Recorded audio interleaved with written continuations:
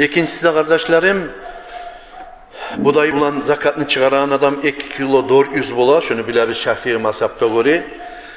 Şu akçaga aylandırsak, dağı akça bulan çıkaran adam Abu Hanifa'nın mazhabına göre çıkarma atarık. Onun musa ölçevi bola 3 kilo 600, primerna 50 manat akça bolacak. Ben cumhuteyni raşıklar buna aytaman. O cumhuteyni bulay aytılıp, şaharda bulay çıkarılma bulmay. Nege tuğulese, buday şaharda baha. Ular biraz kapla kalgan son biraz bahşağa bahalan ayta. Şu men aytan bahalar kardeşlerim, kasatsete şu bizim cumhuteyi bizge. Bu yıl Oraza Bayramı'nı sahin çıkaragan adam çıkaracak 50 manat akçadan Oraza Bayramı'nı sahin.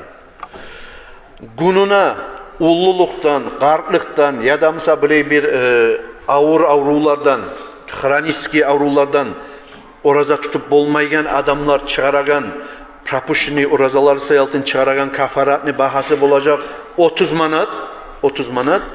Ama şolar qarqatullar mısa ullu kişiler mesela pensiyasını ciyip duragan, şolar da şunu 50 manattan çıkarıp koysa günuna zarar etmeyecek inşallah, sadaka bulacak. Şöyle aytagan ölgenden son şunu sadaka tersiz degenden ise şu savunna hali verse şunu 50 manat etip 30 manat oruna kalganı şunu 20 manatı sadaka bolup yürüyecek. Kıska çekken zamanla çıkara biz Oraza Bayramı'nı sahin 50 manattan her günuna oraza tutup olmayan adam Abu Hanifa mazhabına göre 30 manattan çıkaracaksınız.